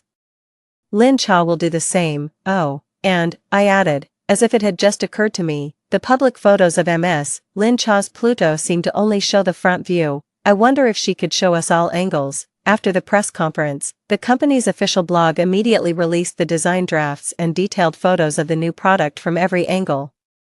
As for Lin Cha, she has not said a word online since the press conference, despite numerous comments urging her to release her design drafts and detailed photos from multiple angles. She remained silent, as if she had vanished. At that moment, a prominent industry figure spoke out, directly accusing Lin Cha's design item of clear plagiarism, noting that she had not only copied my Pluto but also other publicly disclosed designs from different designers. From then, Lin Cha's reputation in the design world was utterly ruined. Overnight, the once genius designer fell into the mud, becoming a target of public scorn. As much as people had praised her before, they criticized her even more harshly now. As for Lin, there's even less to say. Before he approached me in his previous life, he had entangled with several wealthy women. All I did was send a copy of the evidence to each of these wealthy women and their husbands. That was enough to deal with him. In the middle of the night, lying in Fu Larian's arms, I received a call from Lin Cha. On the phone, she screamed heartbreakingly, "Lin Qingqing, you only rely on men. Without Fu Larian, you are nothing. Why do you even compare to me? This lady might be seriously ill." I couldn't be bothered to argue with her and just hung up the phone. Please, if someone is willing to help, why should I struggle alone and get hurt? That would be foolish. The plagiarism incident was perfectly resolved. There were even some unexpected delights. Following this incident, the Fu Corporation's stock rose by several percentage points. I even gained a small group of fans, many of whom were willing to pay a high price for me to design jewelry for them. After completing another order, I grabbed my bank card and excitedly ran over to Fu Lian, slapping the card against his chest with authority. "I'm officially a little rich lady now. I'll take care of your living expenses from now on, alright?" Fu Lian picked up the card from his chest, holding my hand with a smile. "Then you'll have to cover my living expenses for the rest of my life." From the restaurant, the voice of Fu's mother, filled with exasperation, called out, "You two have had enough, come and eat." Coming. I gripped Fu Lian's hand back, pulling him up, and ran towards where Fu's mother was. Story 2. On the day I married Shenbai, his first love committed suicide by jumping off a building on our wedding night. My husband held the body of that woman and wept until his voice was hoarse. He said, "Ying, if it weren't for your relentless pressure, how could she have died?" Afterward, on every anniversary of our marriage, he would dress in a black suit and visit her grave. "He killed my cat and forced me to have an abortion." He said, "Furong is dead. How can you smile so happily? You must live the rest of your life in repentance." When I opened my eyes again, I was back in my college days. Before Furong had died, and before I had married him, there was still time. This time, I would let him and Furong be together, inseparably locked forever. In May, the air, no longer mild with spring, carried a hint of scorching heat. The sun shone brilliantly. I watched Shenbai running around the basketball court, sweating profusely. It was only after the game ended that I realized I had been reborn, back in my college days. Next would be the classic scene where Furong brings Shenbai water. But this time, I smashed her water bottle. My thoughts echoed slowly in my mind. In my previous life, just as Shenbai was finishing his game, I excitedly ran to the supermarket to buy his favorite drink and water for his teammates. After paying, I realized that Furong, who had planned to come with me, was nowhere to be found. I didn't think much of it, assuming she was busy with something. I sent her a message and then carried the heavy mineral water towards the basketball court. As I approached, I could hear the cheers. I quickened my pace, but when I reached the court, I saw everyone surrounding Shenbai. In his hand, he held a cup adorned with Peppa Pig. It was unmistakably Furong's cup, and there he was, unabashedly opening it and taking a drink. Shenbai and I grew up together, and since we were little, our elders joked about betrothing us. From the age of 7 or 8, he liked to call me little wife, always making me blush, so I knew Shenbai was a germaphobe. We often studied together in high school, and once I accidentally drank from his cup. Although he didn't say anything, his normally calm brow was deeply furrowed. Later, I saw the cup I drank from discarded in the trash. Since then, I knew he had a strong aversion to germs, just like his mother. Seeing Shenbai drink from Furong's cup made me realize they had been hiding a deeper connection from me. Had they exchanged bodily fluids? Was that why he no longer physically recoiled from her? In an instant, I felt nauseated. Meanwhile, I also remembered, I'm not sure when it started, but Shinbai always includes a mango-flavored milk tea whenever he buys some for me. I'm allergic to mangoes, and Mu Furong likes mango flavor. Whenever he gives me a gift, Mu Furong inevitably receives the same. In a past life, I raised the issue, but he just smiled and said, "Ying, she's your best friend and she's not well treated at home. If we don't treat her well, who will?" It seemed reasonable. In my past life, my thinking was simple, never questioning deeper motives. Even before this basketball game, it never crossed my mind that Shinbai might like Mu Furong. After all, he had promised me early on that he would marry no one but me. Too, in kindergarten, he always saved his share of candies for me. In elementary school, if other kids pulled my hair, he would pull me behind him and fight them, 1 against 5. Covered in bruises, he would say that he was a man and it was his duty to protect me. During our middle school years, amidst the throes of young love, while other students avoided relationships, fearing a bad reputation for puppy love, he would buy me soda, catch cicadas for me, and pick flowers. He once told me privately, "Ying, we are meant to be together, so it's okay for us to be closer than others at this time." I laughed, feeling a bashful flutter in my heart, my smile sweet and tender. In high school, amidst the rigors of academia, we became the brightest spots in each other's lives. To be with him, I gave up my strengths and chose science, pushing myself to the limit with endless studying. My efforts paid off, and we ended up at the same university. From then on, we were inseparable, the envy of others. So, in a past life, when I discovered his secret dealings with Mu Furong, I couldn't hold back. I rushed forward and smashed Mu Furong's water cup to the ground. He froze for a moment. Probably feeling that I had embarrassed him in front of everyone, he shoved me hard. By a twist of fate, I stumbled backwards, tripped over a rock and fell, sprawling ungainly on the ground. It was quite undignified. The surrounding students mocked me loudly. He acted as if he hadn't seen me fall, bending down to pick up the pink water cup. I landed hard on the concrete, the pain bringing tears to my eyes. Struggling to get up, I noticed blood on my palm from scraping it on the ground. Beside me, Mu Furong, seeing me rise, quickly started with a plaintive tone, "Ying, don't be mad. I just saw that big brother Shen was sweating a lot under the sun, and I was worried he might get dehydrated." Her voice trailed off as she looked down. Twisting her fingers, tears streaked down her pale face, truly a sight that evoked pity. As she spoke, she reached out to pull me in. I shrugged off her hand, and she hurriedly retreated to Shinbai's side. "Big brother Shen, it's all my fault. I shouldn't have offered you my water bottle. I saw you sweating a lot. I'm sorry." She continued to apologize. "Please don't be angry with Sister Ying. It's all my fault. I didn't think it through." Shinbai remained cold-faced, relentlessly insisting that I apologize to Mu Furong, accusing me of being unreasonable. He even questioned me. "What's wrong with taking a sip from someone else's water bottle? Do you want me to die of thirst?" "Ying, I really didn't know you were so petty. Furong is your friend, your best friend. Can't you be more accommodating? When we get married in the future, will you be intolerant even of a female mosquito near me?" His buddies laughed exaggeratedly at this. Someone even joked that my jealousy stemmed from my deep care for Shinbai. "Lucky you, brother Shen." Everyone was teasing and making a fuss. That day, I turned and walked away, crying all afternoon. Later, he came to coax me, his eyes reddening as he saw the injury on my hand. "Ying, I'm sorry. I had just come off the basketball court and was really thirsty. When I saw her offering the water, I couldn't help myself. I didn't realize how much it mattered to you. It's all my fault. But Furong is your best friend, you guys share a dorm room. I only see her as a little sister, nothing more. I was worried you might accidentally trigger her condition. I got a bit anxious and pushed you. Please don't be mad." That evening, he took me out for dinner and bought me gifts, looking at me with eyes as tender as one would look at a beloved dog. "Yes, Mu Furong has depression. She said she felt suffocated at home, that whatever she did was wrong. She comes from a family that greatly favors males over females, where her brother is treated like a king, and even her grandmother won't let her sit at the table to eat. She could only eat what her brother left behind." Mu Furong told us, "I really can't stand my brother. He spits in the food while eating, and I can only eat what he leaves behind. If I don't eat, I go hungry. I feel nauseous with every bite." At that time, everyone in our dorm felt sympathetic and comforted her.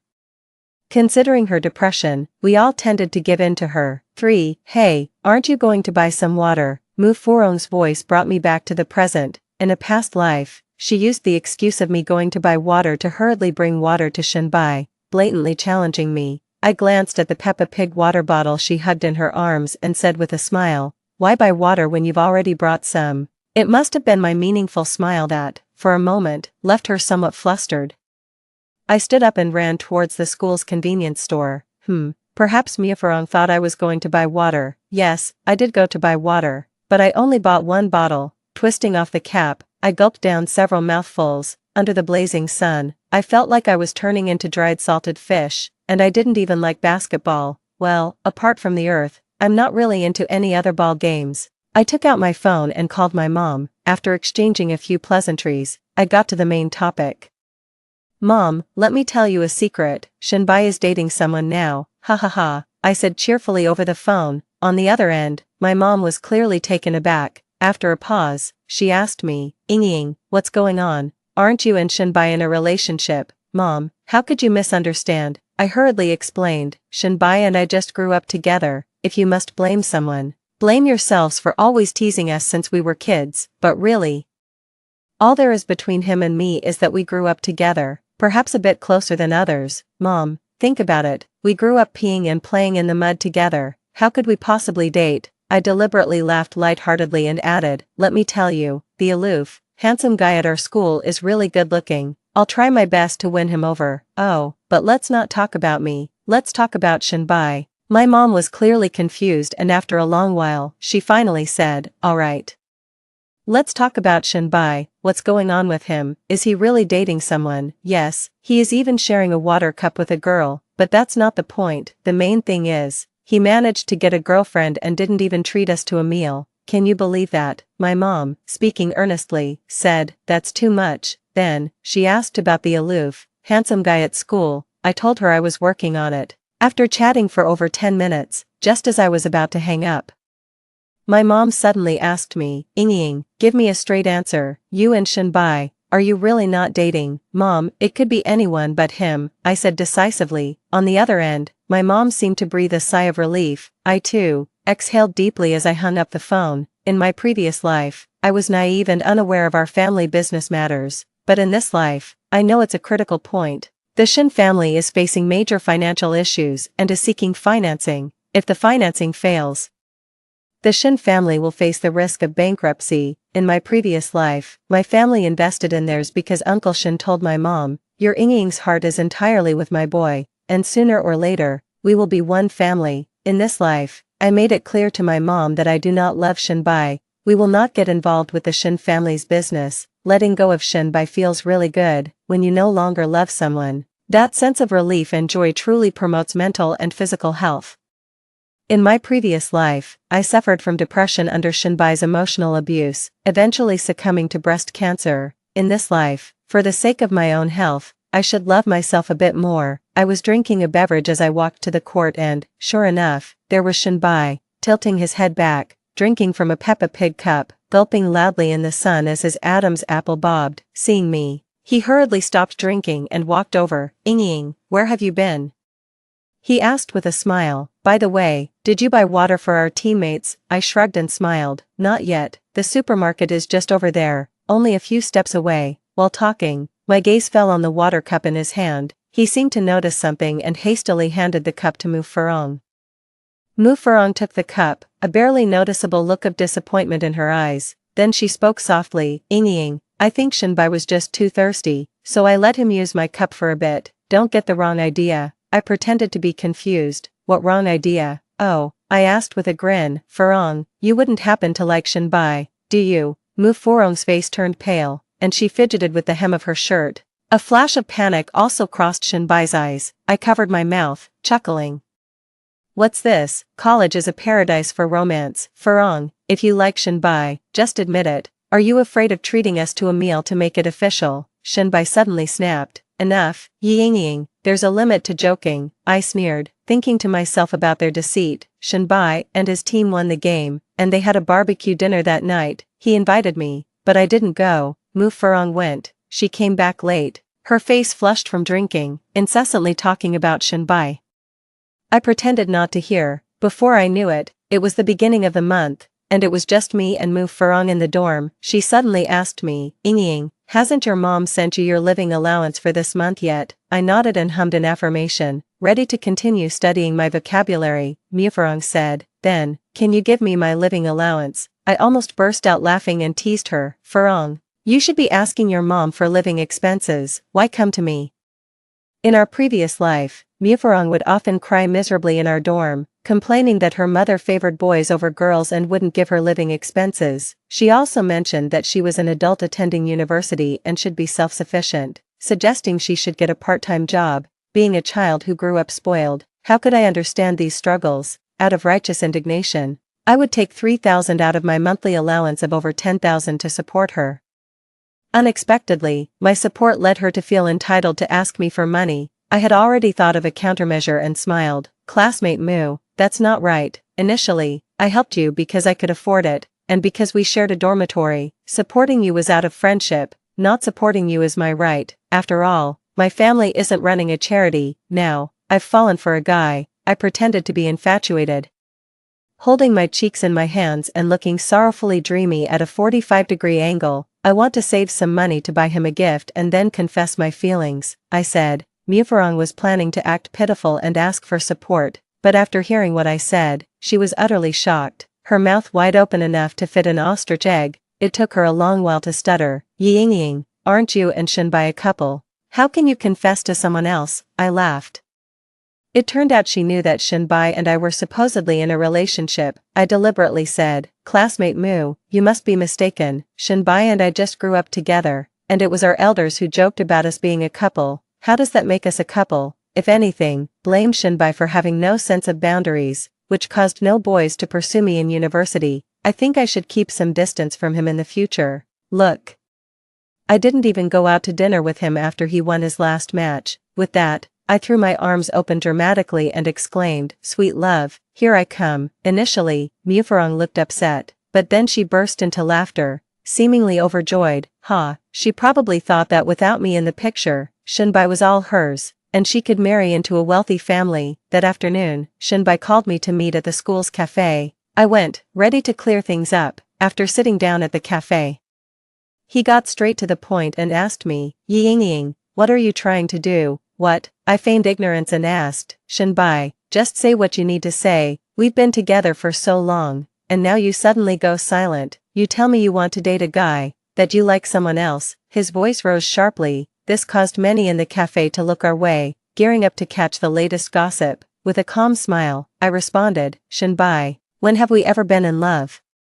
Just because our elders joked about it a few times, or because we've known each other since we were kids, you thought it was love? He suddenly stood up, pointing at me, and said, Ying, you're just a flirtatious woman. I've loved you wholeheartedly, pampered you, since we were kids. I picked flowers and caught cicadas for you, fought for you, helped you with your studies, and now that we're in college, you just plan to erase all that. He was extremely agitated, even shouting. Classmates, won't you judge this for yourselves? The cafe, being on campus, was quite crowded. I stood up and from my bag, I took out a few items and threw them on the table. Shinbai, don't act like you're so devoted. What about the time you and Mu Furong were in a hotel room exchanging intimacies? Why don't you mention that? If we were really dating, would that not be considered cheating? I thought, since we all grew up together, I could forgive you for not liking me and liking another girl. So, what now? Am I the flirtatious one? Can't control your own desires, slept with another woman, and you have the audacity to call me flirtatious? While speaking, I threw a stack of indecent photos onto the table and the floor. Grabbing my bag, I turned and walked away. After I was reborn, I immediately hired a paparazzo to keep an eye on Shinbai and Mu Furong, obtaining photos of them together. In fact, these were not intended for Shinbai. After all, he's not married, nor is she. His cheating is his own business. I just need to be clear about it, not blinded by love like in my previous life. I needed solid evidence to quietly show my parents, to let them know that there's no future between me and Shinbai. No matter what the Shin family says, they should not invest in them. This time, I definitely won't let Shinbai use the family company to bind me for life, nor will I allow him to qualify as the CEO of the group. By evening, the whole school was abuzz with the gossip about Shinbai from the finance department, playing two sides. Hey, department, playing two sides. Hey, did you guys hear? Yes, from your finance department, really good at scheming, hooking up with another girl while still blaming his childhood friend and girlfriend for fancying someone else. Wow, that's explosive. I dug it up. The affair is with someone named Mu Furong, who's even in the same dorm as his childhood friend. You like Shinbai, and I have no objections to your relationship, but that doesn't stop me from despising you deep down. I don't want to see you. Strawberry Roll quickly pulled me aside and said, Ying. Let's go, don't mind her. Mu Furong's eyes reddened. On the verge of tears, she loudly said, you all just favor the rich and despise the poor. Seeing my family has no money, you all fawn over Ying. Iris glared at her fiercely and said aloud, you're broke and still you managed to steal someone's boyfriend. With that, she turned and walked away. In fact, after the affair between Mu Furong and Shinbai was exposed, they openly became a couple. It's unclear what set Mu Furong off. She started to pick fights with Shinbai, demanding this and that, always comparing herself to me. She scoffed at clothes worth a couple of hundred yuan for being downmarket, despised non-branded bags as being unsuitable to carry, and criticized jewelry bought from Taobao as trash. She wanted clothes worth thousands, bags worth tens of thousands, and jewelry made of gold, jade, and pearls. Shinbai had a decent amount of pocket money, but he often needed it to entertain his friends lavishly.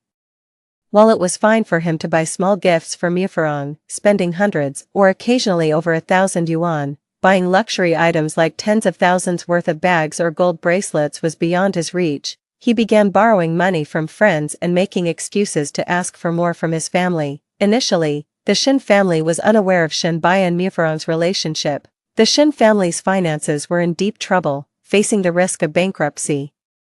Shin's father started raising funds everywhere. Naturally, in such situations, close friends and family are the first ones considered. The Shin family had approached my family early on, but my parents, being cautious about business matters, decided to wait and see. Later, after my mom told my dad about Shinbai and Mu Furong's affair, my dad was very annoyed and instead invested in another project. I knew that project. From my past life experiences, it was a real cash cow, so I subtly hinted this to my mom. My parents, being astute, assessed and then invested in this project. After learning this, Shin's father came to our house, inevitably reproaching my parents, accusing them of forgetting past friendships and not helping him out. My dad just smiled ambiguously. Then, Shin's father couldn't help but complain about me. Olji, I know my family's finances are in trouble, facing the risk of bankruptcy, so you're reluctant to invest, but think about it.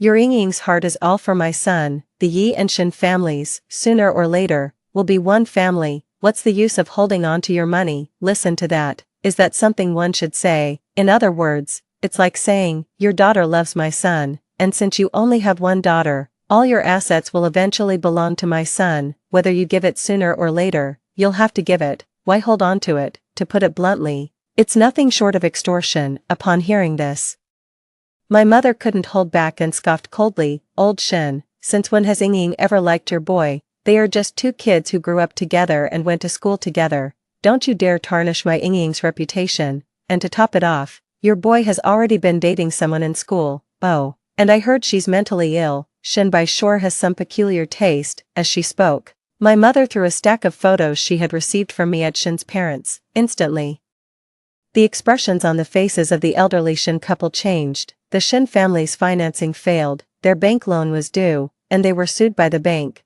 Not only were the Shin family's assets frozen, but their real estate was about to be auctioned off by the court as well. Shinbai was unaware of all these events. Mu Furong, in her desire to marry Shinbai and now without me as an obstacle, was thus doubling her efforts, gently coaxing him with tender care. This greatly satisfied Shinbai's pride and machismo on a certain level. However, the good times didn't last. Just when Mu Furong thought that her relationship with Shinbai was set in stone, Shin's mother found the school and came straight to our dormitory. She slapped Mu Furong across the face upon seeing her. Then, Shin's mother grabbed Mu Furong's hair and started beating her brutally. I'll beat you to death, you shameless tramp, you little vixen. Shin's mother cursed and yelled. Mu Furong was beaten to tears, initially unaware that the fierce old woman was Shinbai's own mother. The situation escalated until the head of the student affairs office had to intervene. It got to the point where we had to call the police. Of course, I also called Shinbai to come over. Only then did Shin's mother stop, and both parties began to mediate. since we were all from the same dormitory, we went along too. Shin's mother kept insisting that her son and I were the real couple. Blaming Mu Furong for seducing her precious son like a siren, I couldn't help but scoff internally, blaming Mu Furong. Why didn't she blame her son for not being able to keep his pants zipped? In a previous life, she used the same tactic to manipulate me, saying that Mu Furong was the one who truly loved her son and would die for him, and me, having won her son's heart, why didn't I cherish him? In that previous life, I was foolishly in love, thinking Shinbai was perfect. The mistake was mine.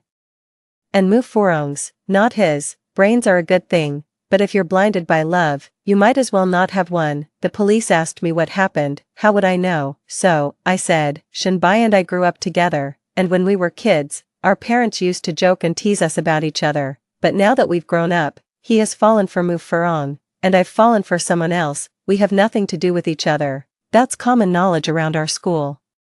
Shinbai and Mu Furong were in a relationship that had progressed to physical intimacy. When I shared this with the police, they could only try to persuade Shinbai's mother. Unrelenting, Shin's mother caused a scene, demanding that Shinbai break up with Mu Furong and apologize to me. She also told me, Ying, Shinbai was just momentarily seduced by that wretched girl, don't be upset. I smiled and assured her that I was not upset at all, Auntie.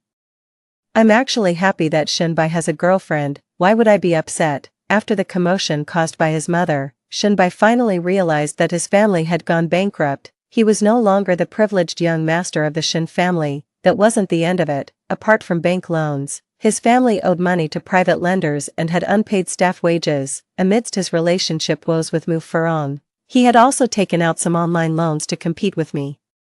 He had thought that a mere amount over 100,000 yuan would be easy to handle by causing a stir at home, expecting his normally indulgent mother to bail him out instantly, but now, he was stunned. Like his father, he turned his hopes towards my family, pursuing me with all his might, candles at the dorm door, daily breakfast deliveries. Sending flowers. If it had been anyone else, there would have been fans cheering them on, shouting, "Get together." However, at the girls' dorm, just mentioning Shinbai made everyone take a detour, and it wasn't for no reason. His and Mu Furong's indecent photos had hung on the school's public wall for a long time. Just when that scandal had died down, his mother stormed into the school, causing such a scene in the female dormitory that she had to be reported to the police. This gave the school's gossip mongers plenty to talk about. At this point, I, the person involved, wasn't even sure how far the gossip had spread. In any case, I was known as the pitiful one who had been wronged. This morning, Shinbai came again, unable to tolerate it anymore. I threw the rose he handed me onto the ground and exclaimed, "Shinbai, can't you have some shame? You like Mu Furong. Why can't you just be with her properly? Mu Furong is making a scene every day, claiming we bully and humiliate her, even threatening to commit suicide in a red dress and haunt us as a ghost. We're almost driven mad by her antics. And you're shameless. I have my dignity, and I want to pursue other guys. Your behavior is essentially harassment. You know, if you keep this up, I'm calling the police." Shinbai stared at me, his expression complex. I didn't bother with him further and hurried off to class with my roommates. These past few days, it wasn't just Shinbai causing trouble, Mu Furong was too. She said to me, Ying, since you don't like Shinbai, why can't you let us be? We are truly in love. Please, don't compete with me for Shinbai. I really like him, I love him, I can't live without him. She even knelt at the dormitory entrance with a placard. She asked for my forgiveness. I explained to her several times that I really didn't like Shinbai anymore and had broken up with him. However, she went on to cause several scenes with Shinbai, but after Shinbai became aware of his own family circumstances, he felt a chill run down his spine. To him, I was his only shortcut, so, he was determined to win me over at all costs, even if it meant exploiting his charm. At this time, he absolutely despised Mu Furong. He believed that Mu Furong had ruined his chances. If it weren't for Mu Furong actively seducing him, how could he have lost control and gotten involved with her? These shameless words came directly from Shinbai himself. Every time he explained this situation with Mu Furong, he claimed she seduced him. He even said that it was normal for a 20-year-old man to have needs. He even told me that it was a sign of his healthy physique. If I hadn't been reborn, I couldn't imagine how my childhood friend, my once close playmate, could become so shameless. As the final exams approached, we were all too busy to focus on anything but our studies. Unexpectedly, Right after the exams ended, a strawberry roll, little Iris, and I were leaving the exam hall. We heard someone was threatening to commit suicide on the rooftop of the shopping mall across from us. She was even wearing a red dress. Apparently, she couldn't handle being dumped after a romantic relationship. Something felt off. So I hurried with Strawberry Roll and little Iris towards the mall. It can't be, can it? That foolish woman wouldn't really commit suicide, would she? Strawberry Roll, panting from running, cursed. I hope not. I don't want to deal with such bad luck. Unfortunately, we did end up facing this tragic event, in both her past and present life. Mu Furong couldn't escape the fate of suicide. She already suffered from mild depression, and after being dumped by Shenbai and scorned by everyone else, she became despondent. Shenbai also constantly provoked and insulted her. Eventually, just like in her past life, she resolutely chose to end her life by jumping off a building. But this time, the person who drove her to desperation was Shenbai, who had loved her deeply in their previous life. When we arrived, her body had already been taken away, and a distraught Shenbai was being questioned by the police. Since it was a suicide, Shenbai was quickly released. However, he fell seriously ill after being released, reportedly due to the shock. After all, seeing Mu Furong in her bright red wedding dress dead before him was understandably shocking.